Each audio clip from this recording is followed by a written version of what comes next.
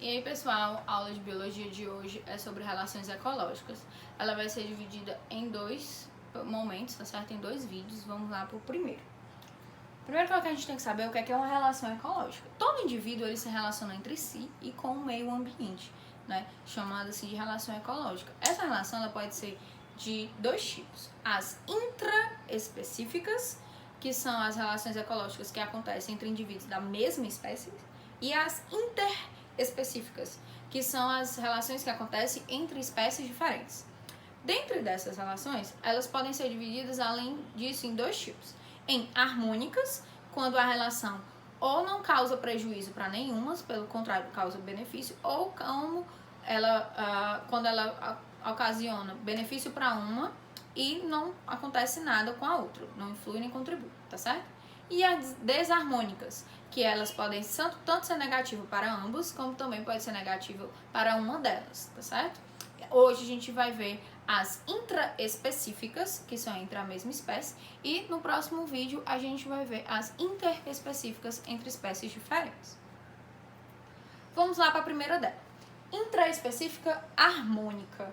A gente vai ter a colônia. Quando eu coloco assim mais e mais, significa que ela vai ser positiva para um indivíduo e positiva para o outro indivíduo que está se relacionando, tá certo? O que é uma colônia? Uma colônia, ela vai ser uma relação ecológica de divisão de trabalho, tá? Mas que todos os indivíduos são juntos como se fossem um só. A gente não consegue diferenciar quando acaba um indivíduo e começa outro. Um exemplo claro de colônia são os corais. Quando a gente vê aqui um coral, a gente não consegue dividir qual é um coral, qual é o outro. Eles parecem todos fazer parte de um indivíduo só. Como é que é essa divisão de trabalho? Alguns indivíduos do coral, eles são responsáveis pela alimentação de todos os corais. Outros são responsáveis pela reprodução de todos os corais. Outro da defesa de todos. Então, eles, apesar de parecerem um indivíduo só, eles são vários, juntos, unidos, como se fossem um único corpo, onde cada um vai desempenhar uma função específica, tá certo? A sociedade ela vai ser muito parecida com a colônia, com uma diferença básica. Os corpos aqui são separados, os indivíduos são diferentes, eles vão ser, eu consigo saber que é um indivíduo e outro indivíduo. Nós humanos vivemos em sociedade, mas não muito organizado, e as abelhas e os cupins são exemplos de sociedade muito bem organizada e direitinho. Como é que acontece aqui? Existe uma divisão de trabalho também.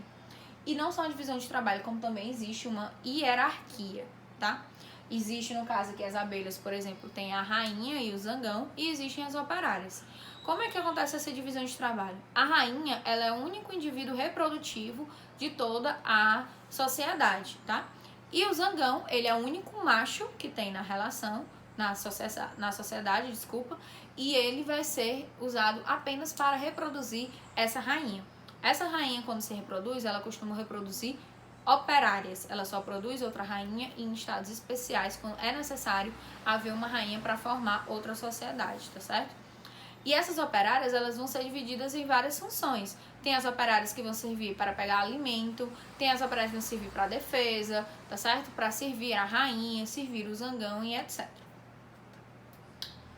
Já as específicas desarmônicas, a gente vai ter aqui uma delas, que é o canibalismo. O canibalismo, ele vai ser positivo e negativo. Para um indivíduo ele é positivo, para o outro ela vai ser negativo. É quando o indivíduo se alimenta de outro da mesma espécie. Esse canibalismo ele não vai acontecer normalmente. Não existe nenhum indivíduo que a alimentação básica dele são os indivíduos da mesma espécie que ele.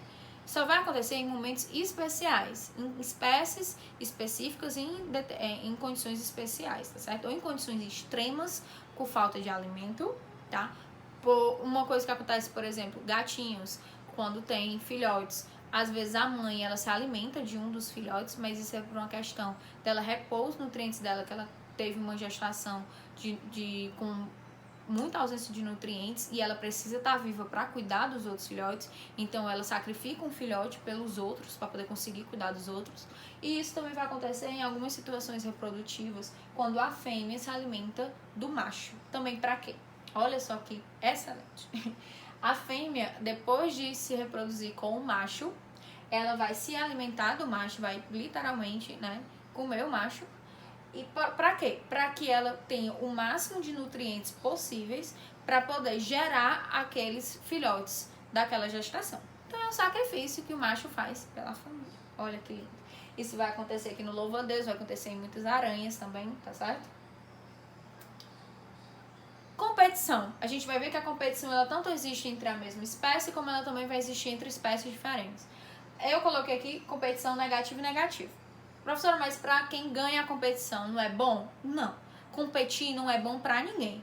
Nem para quem ganha, nem para quem perde. Porque mesmo quem ganha, houve um gasto de energia, houve um gasto de recurso, tá? E houve prejuízos, muitas vezes até no próprio corpo e tal, ferimentos, etc. Que também causou prejuízo a ele. Então, o ideal é que a gente tivesse recurso suficiente para que ninguém conseguisse competir. Mas também, se isso acontecesse, a população ia crescer demais, os recursos iam diminuir e a competição ia começar. Então, isso é o equilíbrio que vai ser estabelecido dentro da população, tá certo?